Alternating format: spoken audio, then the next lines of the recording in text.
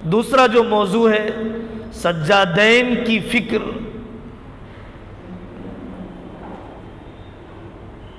یہ جو بہار کا علاقہ حضرت شیخ الہند رحمۃ اللہ علیہ کے شاگرد انور شاہ کشمیری رحمۃ اللہ علیہ جنہیں فقیہ النفس قرار دیتے تھے، ابو المحاسن سجاد کو رحمۃ اللہ علیہ کو علامہ کشمیری رحمۃ اللہ علیہ فقیہ النفس قرار دیا کرتے تھے، جو روح شریعت کو پہنچ جاتا ہے۔ ابو المحاسن سجاد صاحب رحمۃ اللہ علیہ نے دارالعلوم دیوبند میں بھی پڑھا، ایک تبتی لڑکے سے الجھ گئے تھے، نکال دیے گئے، پھر الہ آباد میں جا کر پڑھایا، یتیمی کا داغ لگا ہوا تھا، کم عمری میں والد کا انتقال ہو گیا، ان کے بھائی نے پرورش کی، بہت سختی کی، ایک مرتبہ تو بھاگ گئے، کئی مہینوں کے بعد دریافت ہوئی تو پتہ چلا کہ کانپور کے فلاں مدرسے میں پڑھ رہے ہیں۔ بہرحال ابو المحاسن سجاد صاحب رحمۃ اللہ علیہ معقولات کے بڑے ماہر، تدریس میں بہت طوطی بولا کرتی تھی، ان کا ایک دوست آ کر عالمی حالات انہیں سنایا کرتا، اخبار پڑھا کرتے، تو دل پر چوٹ لگ گئی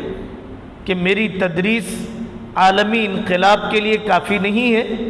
میری تدریس اس ملک کے تحفظ کے لیے کافی نہیں ہے۔ تو حضرت مولانا ابو المحاسن سجاد صاحب رحمۃ اللہ علیہ نے ملکوں کی تاریخ، ان کے دساتیر، ان کے قوانین اور ان کے احوال، ان کے سیاسی ضوابط کو پڑھنا شروع کیا۔ بہت دردمند دل اللہ تبارک و تعالیٰ نے انہیں عطا فرمایا تھا، ذاتی زندگی بہت ہی کفایت شعاری کی، ایک بیوی کا انتقال ہو گیا، ایک بیوی نابینا ہو گئی، تیسری خاتون سے نکاح ہوا، بیٹوں کے جنازے اٹھے، سلیقے کا مکان بھی بنا نہیں پائے، محنت کرنا شروع کی۔ حضرت مولانا ابو المحاسن سجاد صاحب رحمۃ اللہ علیہ، میں نے ماضی قریب سے اس لیے شروع کیا کہ بہت زیادہ تقلید کے قابل، نمونہ بنائے جانے کے قابل، اتباع کے قابل، واتبع سبیل من اناب الیہ کے تحت، اور اللہ تبارک و تعالیٰ نے جو تسلسل باقی رکھا ہے ہر لائن کے مجددین کا، بڑا منظور نعمانی رحمۃ اللہ علیہ ابو المحاسن سجاد صاحب رحمۃ اللہ علیہ کو اس آخری زمانے میں سیاست کا مجدد قرار دیتے تھے، بڑا منظور نعمانی رحمۃ اللہ علیہ۔ ابو المحاسن سجاد صاحب رحمۃ اللہ علیہ کی فکر یہ تھی کہ علماء کو سیاست میں رہنا چاہیے، اور فکر یہ تھی کہ اصول اسلام میں خلل لائے بغیر، اصول اسلام میں خلل لائے بغیر رخصت کی رعایت کی جانی چاہیے۔ یہ اصول بہت ٹھنڈے دل سے بار بار پڑھنے کے ہیں۔ اولیت اور سابقیت کا مرتبہ، اولیت اور سابقیت کا مرتبہ حالت اختیار کو دیا جائے، اصول میں بدرجہ مجبوری حالت صبر کی رعایت کی جائے۔ اختیار اور اضطرار کے احکام کا فرق صرف فقہاء اور محدثین کے اقوال نہیں، بلکہ اصول استصلاح کی رعایت کی جائے۔ ان کی کچھ فکر کو میں سناتا ہوں۔ وہ مرعوبیت والی سیاست نہیں جانتے تھے، گاؤں کشی کا مسئلہ اس زمانے میں بھی تھا، اکبر کے زمانے سے ہے۔ گاندھی یہ چاہتے تھے کہ ابو المحاسن سجاد صاحب بھی گاؤں کشی کی پابندی کو قبول کر لیں۔ ابو المحاسن سجاد صاحب رحمۃ اللہ علیہ نے اس وقت یہ فرمایا کم عمری کے نکاح پر پابندی لگ جائے۔ اس وقت انہوں نے فرمایا دیکھیے، مذہبی آزادی ہونی چاہیے لیکن اس طور پر کہ مداہنت نہ ہو جائے۔ مذہبی آزادی ہونی چاہیے، ہر ایک کے ساتھ منصفانہ سلوک کرتے ہوئے۔ مذہبی آزادی ہونی چاہیے، ہر ایک کے ساتھ منصفانہ سلوک کرتے ہوئے۔ اگر کسی کا عقیدہ یا عمل ایسا ہے، اگر کسی کا عقیدہ یا عمل ایسا ہے، عقیدہ ہے کہ میں ابو بکر کو گالی دوں گا تب بھی میری عبادت ہوگی، میرا عمل ہے کہ مجھے بے لباس ہی رہنا پڑے گا، اگر ایسا عقیدہ ہو کہ جس کے اظہار یا جس پر عمل میں انسانی شائستگی کو نقصان پہنچے، تو ایسے عقیدے یا عمل کے اظہار کا موقع نہیں دیا جائے گا۔ دنیا کے عقلاء اس بات پر متفق ہیں کہ جس عقیدے کا اظہار یا عمل دوسرے کے لیے اشتعال انگیز نہ ہو، اس طور پر عمل کرنے کی اجازت دی جائے گی۔ کیسے چھنے چھنائے قسم کے جزئیات ہیں۔ ابو المحاسن سجاد صاحب رحمۃ اللہ علیہ وقتی حل نہیں چاہتے تھے، مکمل شریعت پر عمل کروانے کا انتظام کرنا چاہتے تھے۔ مولانا ابوالکلام آزاد نے ان سے حزب اللہ نامی سیاسی پارٹی بنانے کی درخواست کی، تو مولانا ابو المحاسن سجاد صاحب نے فرمایا کہ صرف سیاست کا جزئیہ میرے ذہن میں نہیں ہے، پوری اقامت شریعت کا ہے۔ آپ حزب اللہ کی بنیاد نہیں بلکہ امارت شریعہ کی بنیاد رکھی ہے۔ قاری طیب صاحب رحمۃ اللہ علیہ ایک جگہ پر فرماتے ہیں کہ امارت شرعیہ کا جو نظام بہار، اڑیسہ، بنگال کے بعض علاقوں میں ان کے ذریعے سے اللہ تبارک و تعالیٰ نے قائم فرمایا، بہت سے اسلامی ملک بھی آج تک ویسا نظام قائم نہیں کر سکے۔ دیہاتوں میں بھی پولیس اسٹیشن میں جب کوئی مسلمان جاتا ہے تو اس کو امارت شریعہ کے دفتر میں جانے کے لیے غیر مسلم کہتا ہے کہ آپ امارت شریعہ جائیے، وہاں فیصلہ کروا لیجئے۔ اس قدر اعتماد، اس قدر شفافیت، اور ایک اہم اصول ان کا یہ تھا کہ راستے اور منزل کا فرق کیا جائے۔ تنظیموں کا بننا راستہ ہے، کانگریس کے ساتھ وقتی طور پر متفق علیہ چیزوں میں تعاون کا ہونا ایک راستہ ہے، ہماری منزل نہیں ہے۔ منزل یہ ہے کہ کسی کے ساتھ انضمام کو قبول نہ کیا جائے، منزل یہ ہے کہ اپنی شناخت باقی رکھی جائے، منزل یہ ہے کہ پوری جرأت اور پامردی کے ساتھ اپنی شناخت کو نمایاں کرتے ہوئے انہوں نے بہت ہی انقلابی قسم کا کام کیا تھا۔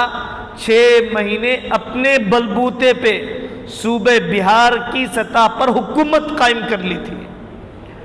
اور زبردست قسم کی تبدیلیاں آنا شروع ہو گئی۔ کانگریس کی بے وفائیاں، دغے بازیاں، ان سب کو جانتے ہوئے بہت دور رس قسم کی نگاہ، حقیقت واقعی تک جلدی پہنچ جانا۔ اللہ تبارک و تعالیٰ نے تبحر علمی بھی دیا تھا، تو کوئی بیان حدیث سے خالی نہیں، فقہا کی عبارت سے خالی نہیں، اکابر کا اعتماد اللہ تبارک و تعالیٰ نے انہیں دیا تھا۔ بڑے بڑے کام کیے تبلیغ اسلام کے، وہاں پر بعض چمپارن کے علاقوں میں لوگ مرتد ہو رہے تھے، خاص قبیلے کے، حضرت نے ان کے ارتداد کو روکنے کے لیے کوششیں کی، اور زندگی کی آخری سانس تک ان کے خطبات موجود ہیں، ان کے لکھے ہوئے قضایا موجود ہیں، اس کو پڑھنا چاہیے اور ان تجربات کو آگے بڑھایا جانا چاہیے۔ ہم اپنے بڑوں کے کام کو پہلے جانتے ہوئے اس کام کو سیکھ کر اگر کوئی بہتر کر سکتے ہیں، اگر کوئی باہمی مشاورت سے اسی کی تجدید، اسی کی تکمیل یا اسی کی صحیح ترجمانی اور تنفیذ بھی ہم سے ہو جائے تو بہت بڑا کام ہے۔ حضرت مولانا خلیل الرحمن سجاد صاحب دامت برکاتہم ہمارے ملک کی نوعیت سے متعلق حضرت مولانا کو بعض مرتبہ بے وزن کرنے والے وسوسے اور بے اعتمادی پیدا کرنے والی فکریں مختلف برادریوں میں چلتی رہتی ہیں۔ ہمارے ملک کا وہ عظیم سرمایہ ہے کہ جنہوں نے پرسنل لا بورڈ کو اپنے گھر میں پیدا ہوتے ہوئے دیکھا، جنہوں نے تبلیغی جماعت کے اولین ترجمان حضرت مولانا منظور نعمانی رحمۃ اللہ علیہ، حضرت علیمیہ ندوی رحمۃ اللہ علیہ کی بچپن سے صحبت پائی، سارے اکابر کے منظور نظر عالمی یونیورسٹیوں کے دورے،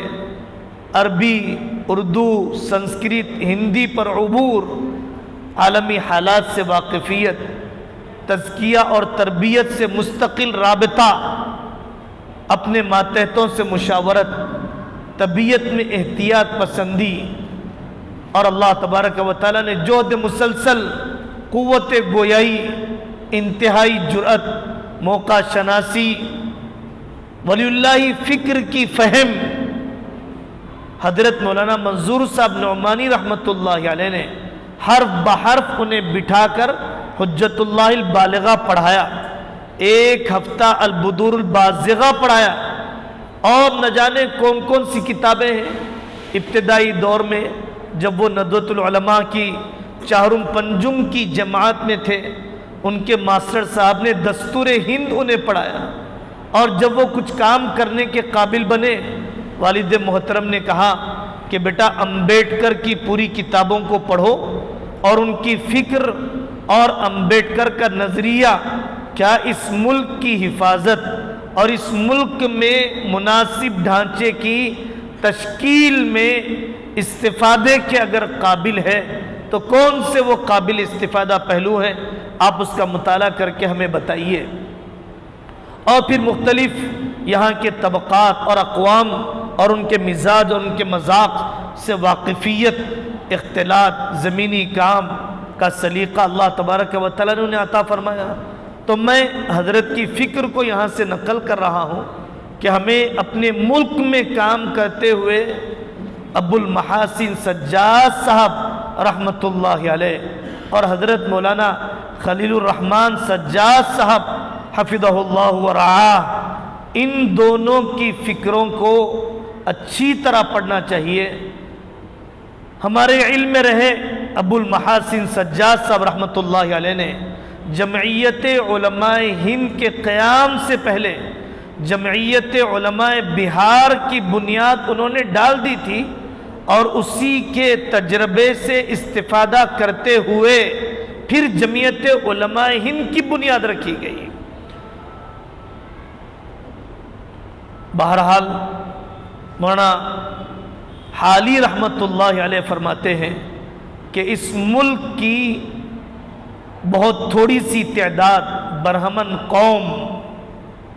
یہ اکال الامم رہی ہے، اس نے کسی قوم کو یہاں پر رہنے نہیں دیا۔ بدھزم کی پیدائش کی جگہ ہندوستان ہے، اور بدھزم کی پیدائش ہندوازم سے بغاوت کے طور پر ہوئی کہ ہم مورتی پوجا نہیں کریں گے۔ گوتم بدھا نے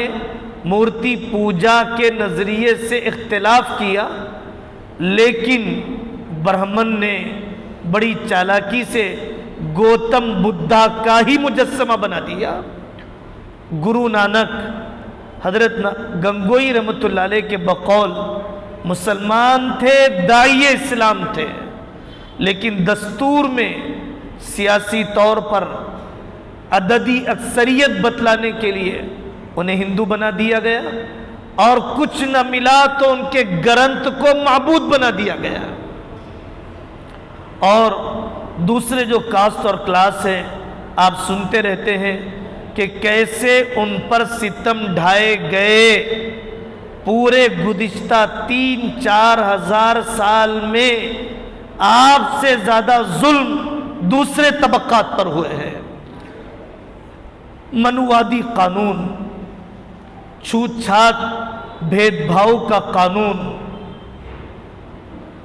اور ان کو تعلیم سے محروم رکھنا، اور ان کو کسی آبرو مندانہ زندگی کی طرف آنے نہ دینا، خدائی طور پر، ازلی طور پر ان کے لیے خدمت گزاری ہی طے کر دیا جانا، یہ بالکل ہمارے ملک کا مزاج ہے۔ قرآن کی تدریس کے انداز کو بدلنے کی ضرورت ہے۔ قرآن کو زندہ کتاب کے طور پر، اور حضرت رسول اللہ صلی اللہ علیہ وسلم کی جو پیشن گوئیاں ہیں، اس کو پیشن گوئیاں نہیں بلکہ ہدایات سمجھا جائے، پیشن گوئیاں نہیں بلکہ اس کو کرنے کے کام سمجھے جائیں۔ موجودہ دور فتن میں بہت اہم بات گزشتہ ملاقات میں اکابر کے ساتھ حضرت نے فرمائی، جیسے افراد کی عمر ہوتی ہے ایسے جماعتوں تنظیموں کی بھی عمر ہوتی ہے۔ لکل قوم اجل، جیسے افراد پر بڑھاپا آتا ہے ویسے تنظیموں جماعتوں پر بھی بڑھاپا آتا ہے۔ ہم کسی کے لیے بدخواہی نہیں رکھتے ہیں، ہم کسی کی موت یا بڑھاپے کے خواہش مند نہیں ہیں، لیکن خدائی نظام کچھ ایسا ہی ہے کہ ان اللہ یبعث علی رأس کل مئۃ من یجدد لها دینہا، نبوت کا سلسلہ ختم ہو گیا، 100 کا آنکڑا ایک اہمیت رکھتا ہے تجدیدی سلسلوں کے شروع ہونے کے لیے۔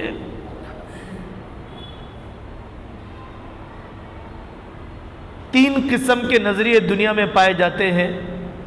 کہ شراب کہن در جام نو، کہ پرانی شراب نئی بوتل میں پلائی جائے، یہ ہمارا نظریہ ہے۔ ہمارے اکابر نے قرآن، سیرت، حدیث، تاریخ، امام ابو حنیفہ، شاہ ولی اللہ، شیخ الہند اور ابو المحاسن سجاد، اس شراب کہن کو نئی بوتل کے اندر، نئے جام کے اندر پیش کیا جائے، یہی معتدل ہے، یہی متوازن ہے، یہی اقرب الی اہل السنت والجماعہ ہے۔ لیکن ایک نظریہ، نہ ہمیں پرانی شراب چاہیے نہ پرانا جام چاہیے، یہ بھی غلط ہے۔ اور ایک نظریہ، ہم تو پرانی شراب اور پرانے جام پر ہی اصرار کریں گے قیامت تک کے لیے، اسی شکل کے ساتھ ہمارے بزرگ کا طریقہ ہی ناقابل منسوخ ہے قیامت تک کے لیے۔ یہ انتہائی شخصیت پرستی، بے اعتدالی والی، جو شریعت میں غیر مطلوب ہے، یہ عجم میں اس قسم کے نظریات پائے جاتے ہیں، عرب میں اس قسم کے نظریات نہیں پائے جاتے ہیں۔ دو میدان ساری دنیا میں سج رہے ہیں، ساری دنیا محسوس کر رہی ہے، بیت المقدس کا میدان، خراسان اور اس کے اطراف و اکناف کا میدان، اس پر تاریخ ختم نہیں ہوگی بلکہ تبدیلی کا آغاز ہوگا۔ اگر ہم مسلسل محنت کریں گے تو وہ تبدیلی جلدی ظاہر ہو جائے گی۔ سیاست اور صحافت کی روشنی میں احوال زمانہ کو مت سمجھیے، سیاست اور صحافت کی روشنی میں احوال زمانہ کو مت سمجھیے، زمینی حقائق، منصوصات کی روشنی میں احوال زمانہ کو سمجھیے۔ منصوصات اور زمینی حقائق پڑھنا چاہیے، بہت بہترین کتابیں ہیں۔ حضرت مولانا اسماعیل ریحان صاحب کی کتابیں، تاریخ امت مسلمہ، تاریخ افغانستان، تاریخ سلطان خوارزم، یہ جتنی کتابیں مولانا اسماعیل ریحان صاحب جامعۃ الرشید کے استاد اور بہت ہی جانفشانی تقی عثمانی صاحب کی تحسین کے ساتھ جو کچھ انہوں نے لکھا ہے واقعی استفادے کے قابل ہے، فکر و فن کے آفاق کھلتے ہیں۔ یاد رکھنا چاہیے کہ ہمارے ملک میں ایک پارٹی کی دوسری پارٹی سے لڑائی نہیں ہے، واضح صاف اسلام اور کفر کی لڑائی ہے، اور اسلام اور کفر کی لڑائی ہی اپنی قوم کو سمجھا کر حمیت اسلامی کو جگانا ضروری ہے۔ آپ سیکولر اور غیر سیکولر کی اصطلاح عوامی طور پر آپ استعمال کر لیں، سیاسی میدان میں آپ استعمال کر لیں چاہے تو، ورنہ حقیقت اول و آخر صرف اور صاف یہی ہے کہ اسلام اور کفر کا مقابلہ ہے۔ ہم لوگ فرقہ پرست پارٹیوں کی برائیاں تو کرتے ہیں، لیکن ان کی طرح منصوبہ بندی اور ان کی طرح قربانیاں اور ان کی طرح اجتماعیت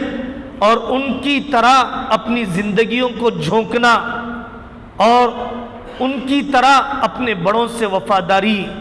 ان کی طرح سالہ سال دبے کچلے رہنا، جن فرقہ پرست پارٹیوں کو ہم دیکھ رہے ہیں، جن وزراء کو ہم دیکھ رہے ہیں، یو پی کے وزیر اعلیٰ کی جوانی کہاں گزری، بچپن کہاں گزرا، کتنے سال سے وہ سنیاس ہو کر زندگی گزار رہا ہے، کتنے سال کے بعد دبے کچلے رہنے کے بعد اب جا کر کچھ وقت کے لیے 12-13 سال سے اقتدار ملا ہے، اگرچہ بہت چھوٹی سطح سے اٹھ کر آنے والے کو اقتدار ہضم نہیں ہوتا ہے۔ ماہرین نفسیات کہتے ہیں کہ جو بہت فقیر تھا مالدار بن جائے تو دولت ہضم نہیں ہوتی ہے، وہ کوشش کرتے رہتا ہے اپنی مالداری کی دھوس جمانے، اپنی مالداری کی نمائش کرنے۔ اسی طریقے سے جو قومیں کئی سو سال مسلمان حکمرانوں کے ماتحت رہی اور گویا وہ ذہنی غلام تھی، اتنی ذہنی غلام کہ اپنے ہزارہ سال کی تاریخ میں ملک سے باہر نہیں نکلی ہے۔ اس ملک کے باشندے دوسرے مذہب سے تعلق رکھنے والے ہزارہ سال سے اپنے ملک کے باہر کوئی اقدامی عسکری کام کرنے کا خواب بھی نہیں دیکھ سکی ہے، اور 700 سال سے ہمیشہ شمال کے علاقے سے فاتحین آتے رہے، مجاہدین آتے رہے، اور بہت مناسب انداز میں موجودہ لوگوں سے بہت بہتر اس ملک پر حکومت کرتے رہے۔ سمجھانے کی ضرورت ہے، جیسا کہ مولانا ہمیشہ فرماتے رہتے ہیں کہ ہندو اکثریت صرف سیاست میں ہے، حقوق میں نہیں ہے، باقی یہ طبقات ہیں، یہ کاسٹ ہیں۔ حضرت رسول اللہ صلی اللہ علیہ وسلم نے مدینہ پاک آنے کے بعد مذہب میں تقسیم نہیں کیا، ان کے طبقات کو لے کر آپ نے کام کیا۔ قبیلے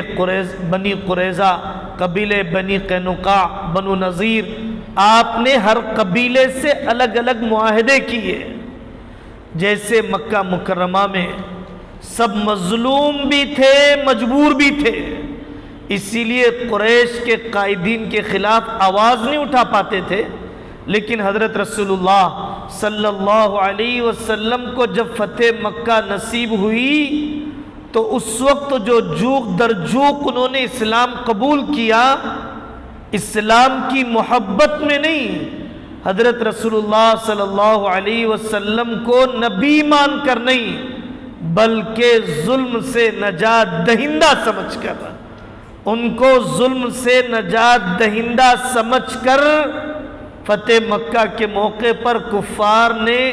اسلام کے سائے میں آنا اپنے لیے پسند کیا۔ ہم اس کام کو کرنے کے لیے کالج کے طلباء، اس کام کو کرنے کے لیے کالج کی طالبات، اس کام کو کرنے کے لیے نئے فارغین علماء جو متجسس طبیعتیں رکھتے ہیں، مضطرب طبیعتیں رکھتے ہیں، جو کچھ کرنا چاہتے ہیں، ان کے جذبات کو صحیح رخ دیا جائے، ان کو اکابر کے ان تجربات پر ڈالا جائے کہ اس ملک کے اندر اسلام اور کفر کی نہیں، مندر اور مسجد کی نہیں، بلکہ ظالم اور مظلوم کی ہی جنگ ہے۔ اس ملک کے اندر ظالم اور مظلوم کی ہی جنگ ہے۔ آپ نے وہ بیان حضرت کا سنا ہوگا جو 22 تاریخ کی شام میں حضرت نے کیا، رام مندر کی افتتاح کے شام میں۔ ایک تو اللہ کا شکر ادا کرنا، ہم کسی کی دل آزاری نہیں چاہتے ہیں، ہم کسی مذہب کے ماننے والوں کی تنقیص نہیں چاہتے ہیں، لیکن اپنے بھائیوں سے ہم کہنا چاہتے ہیں کہ رام نامی خدا کی مورتی میں جان ڈالی گئی 22 تاریخ کے دن، اگر ادھوری مندر پر ہی ڈالی گئی ہے تو ڈر ہے کہ خدا کی روح آنے کے بجائے شیاطین کی روح اس کے اندر آ جائے۔ انا للہ و انا الیہ راجعون۔ خدا کے اندر روح ڈالنا اور انسان کا روح ڈالنا، اور روح اس لیے ڈالنا تاکہ وہ انسان کی حاجت روائی پوری کرے، حاجت روائی کرے، انسان کو نفع نقصان پہنچائے۔ اصل قضیہ شروع ہوا اس وقت کہ جب اس ملک کے اندر ظالم اور مظلوم کی آواز اٹھائی گئی اور یہ کہا گیا کہ پسماندہ ذاتوں کو تعلیمی میدان میں مناسب ریزرویشن دیا جانا چاہیے۔ اسی وقت ان فرقہ پرست لوگوں نے فوراً رام کی پیدائش کی جگہ کو تلاش کیا، مسجد اور مندر کی عنوان کو 60 سال چلایا، اور پھر اب قریبی زمانے میں بہار میں کاسٹ کی بنیاد پر سینسس شروع ہوئے، طبقے کی بنیاد پر مردم شماری کی ابتدا ہوئی، تو پھر ڈر ہونے لگا کہ کہیں انڈیا اور اتحاد اپوزیشن کا اور پھر ملک کا اکثریتی طبقہ مختلف طبقات کا کہیں ایسا نہ ہو کہ آواز میں آواز ملائیں اور حقیقی مسائل دوبارہ نمایاں ہو جائے، اور پھر 2024 کا الیکشن تو پھر دوبارہ قبل از وقت مسجد کی افتتاح کا پروگرام رکھ لیا گیا۔ اور شاید ہندوازم کی تاریخ میں پہلی مرتبہ ایسا ہوا کہ مذہب کے چوٹی کے اچاریاز میں زبردست اختلاف ہوا کہ مذہبی تقریب کوئی وزیر اعظم کیسے کر سکتا ہے، مذہبی تقریب قبل از وقت کیسے کی جا سکتی ہے، مذہبی تقریب سیاسی مقاصد کے لیے کیسے کی جا سکتی ہے۔ زبردست قسم کا انتشار ان مذہب کے چوٹی کے رہنماؤں کے اندر پیدا ہو گیا۔ بہرحال اس ملک کے اندر جو کام ہونا چاہیے وہ ہندو مسلم کے بجائے ظالم اور مظلوم کی بنیاد پر ہی ہونی چاہیے۔ یہی ایک عنوان ہو، یہی ایک پہلو ہو جس کو نمایاں کیا جائے۔ اس ملک میں رہتے ہوئے ہر دم ہمیں اپنی قوم میں شرک کی نفرت، کفر کی نفرت، ایمان کی عظمت، اس ملک میں رہتے ہوئے غیر مسلموں سے تعلقات کے حدود، فقہ الاقلیات کا موضوع بہت کھل کر سمجھایا جانا چاہیے۔ تہذیب ختم ہو جاتی ہے، مذہب ختم ہو جاتا ہے۔ تہذیب کو آپ اتنا سرسری نہ لیجئے۔ آپ قاری طیب صاحب رحمۃ اللہ علیہ کی کتاب التشبہ فی الاسلام کو دیکھیے، ابھی ماضی قریب میں ہونے والے فقہ اکیڈمی کے اجلاس کے مقالات کو دیکھیے۔ تہذیب سے دستبردار ہو جانا گویا مذہب سے دستبردار ہو جانا ہے۔ کوئی قوم نقالی کر کے جی نہیں سکتی ہے، سیکولر اتنے نہ بنیے کہ مرتد ہو جائے، سیکولر اتنے نہ بنیے کہ ارتداد کے اندر داخل ہو جائے۔ گنیش کے لڈو میں خرید لوں، کفر کے شاعر کی تعظیم کرنے لگ جاؤں، اسکول کالج کے اندر ان کے تہواروں میں شریک ہونے لگ جاؤں، تو شاید میرے ہم وطن بھائی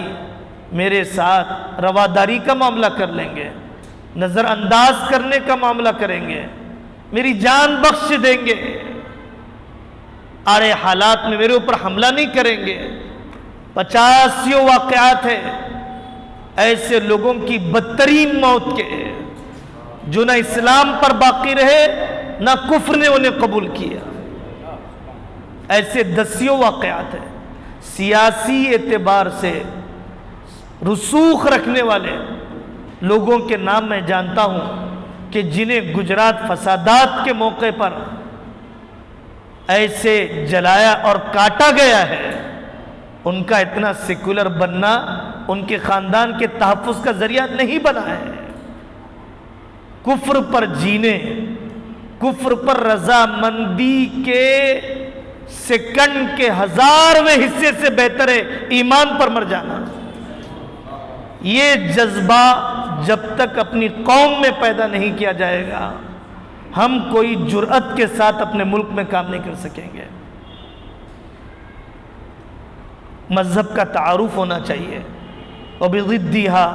تَتَبَيَّنُ الْأَشْيَاءُ، ہندوازم کا تعارف ہونا چاہیے۔ پیام انسانیت کا کام حضرت علی میاں ندوی رحمۃ اللہ علیہ بارہا فرمایا کرتے تھے، ہم اسلام کی دعوت نہیں دے رہے ہیں، ہم تو نفرت کی دیوار ختم کر رہے ہیں تاکہ اسلام کا حسن ان کے سامنے آ جائے۔ اور یہ ہمارا جرم ہے کہ سالہ سال ہم ساتھ میں رہتے ہوئے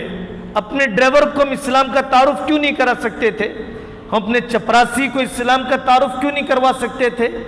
ہم اپنے پڑوسی دوست کو کیوں نہیں کروا سکتے تھے، کروا سکتے تھے لیکن ہم نے اس میں کوتاہی کی ہے۔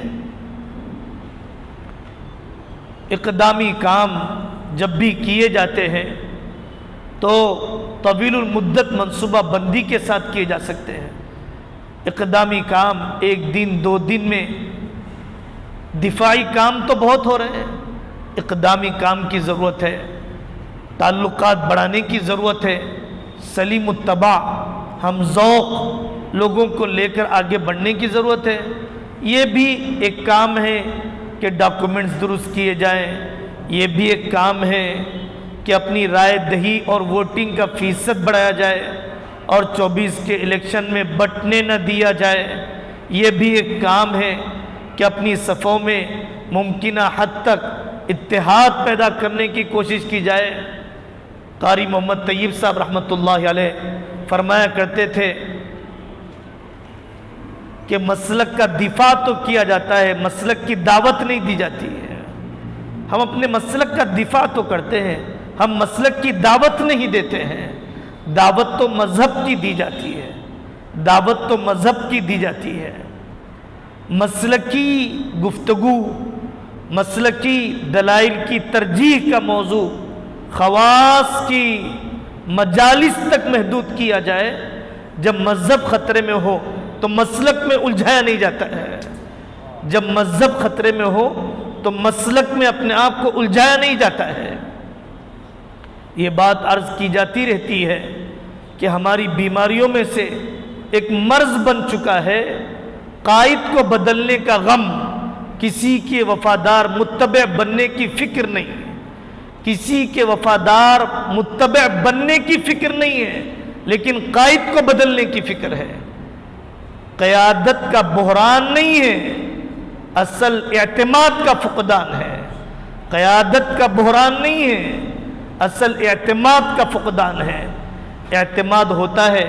تو قیادت طاقتور ہوتی ہے۔ وہ قائد کیا کرے گا جس کے پیچھے 2 جان دینے والے بھی نہ ہوں؟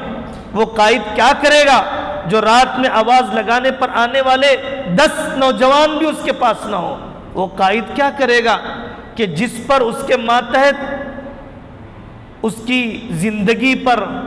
نہ جانے کہاں کہاں شک کی سوئی گھماتے رہتے ہوں، بے اعتمادی کے داغ اس کے اوپر رکھتے ہوں، وہ قائد کیا کام کر سکتا ہے؟ تو حقیقت میں قیادت کا فقدان نہیں ہے، اعتماد کا فقدان ہے، اور انتظار کہ آپ کریں، فلانا کرے، فلانا کرے، آپ ہی مرتے غیب بن جائیے۔ آپ اپنے بس کی کوشش شروع کر دیے۔ کون سا کام ہے جو پہلے بڑے بھوپال کے اجتماع سے شروع ہوا؟ کون سا کام ہے جو دارالعلوم دیوبند کی موجودہ لائبریری سے شروع ہوا یا انار کے درخت سے شروع ہوا؟ ہر کام بے سر و سامانی سے ہی ہوتا ہے، ہر کام ہجرت سے ہی ہوتا ہے، تبھی جا کر فتح کے مناظر نظر آتے ہیں۔ کمال کے غم میں نہ رہیے کہ شروع کیا جائے تو کمال کے ساتھ ہی شروع کیا جائے۔ حسن البنا ہم ذکر کریں گے ظہر کی مجلس میں، جب حسن البنا رحمۃ اللہ علیہ نے اتنا بڑا انقلابی کام شروع کیا، 10-12 ساتھیوں کو لے کر موت پر بیعت کی۔ ہم موت پر بیعت کرتے ہیں، اس دستور پر جئیں گے، اس دستور پر مریں گے۔ اللہ تبارک و تعالیٰ نے اس شخص سے جو کام لیا تاریخ کے پڑھنے والے جانتے ہیں۔ تجدیدی کارنامے مظلومیت کی کوکھ سے ہی پیدا ہوتے ہیں۔ مظلومیت اور ستم رسیدگی اور محزومیت اور مغلوبیت کی چوٹ ہی تجدید کو جنم دیتی ہے۔ محزومیت، مغلوبیت، ستم رسیدگی کا زمانہ ہی اگر اصل تجدید کو وجود دیتا ہے، تجدید کی ولادت کا ذریعہ بنتا ہے۔ تو مایوسی سے بھی مکمل بچنا چاہیے، جذباتیت سے بھی بچنا چاہیے، شارٹ کٹ رستوں کو بھی تلاش نہیں کرنا چاہیے۔ کسی انقلاب کے لیے شارٹ کٹ رستہ نہیں ہے، اور وہ انقلاب جو شارٹ کٹ راستے سے آ جائے، ہم ذکر کریں گے حضرت امام ابو حنیفہ رحمۃ اللہ علیہ کی زندگی کے تناظر میں آپ نے الربیع العربی اور عرب بہار کے موقع پر دیکھا، جو انقلاب، جو سیاسی انقلاب تعلیمی انقلاب کے بغیر آیا، جو سیاسی انقلاب سماجی انقلاب کے بغیر آیا، جو سیاسی انقلاب افراد سازی کے انقلاب کے بغیر آیا، وہ سیاسی انقلاب انارکی تو پیدا کرے گا، مطلق العنانی تو پیدا کرے گا، خانہ جنگی تو پیدا کرے گا، مزید سفاکی کو تو ہوا دے گا، لیکن وہ کسی منظم، وہ کسی مؤثر، وہ کسی مستقل ڈھانچے کو کھڑا نہیں کر سکتا ہے۔ تو تعلیمی میدان میں، اخلاقی میدان میں، قومی سطح پر مدارس کو مؤثر، نصاب و نظام کو مؤثر، مکاتب کو مؤثر، اسکولوں کو مؤثر، امت کی بیٹیوں کو دردمند بناتے ہوئے ہی جو انقلاب لایا جائے گا، وہ انقلاب صالح ہوگا، اور واقعی وہ انقلاب پائیدار ہوگا، اور واقعی وہ انقلاب دوسری قوموں کے لیے قابل قبول اور نجات دہندہ مکمل بن پائے گا۔ اللہ تبارک و تعالی مجھے اور آپ کو عمل کرنے کی توفیق عطا فرمائے۔ اللہم الہمنا مراشد امورنا واعذنا من شرور انفسنا۔ اس کا اہتمام کرنا چاہیے،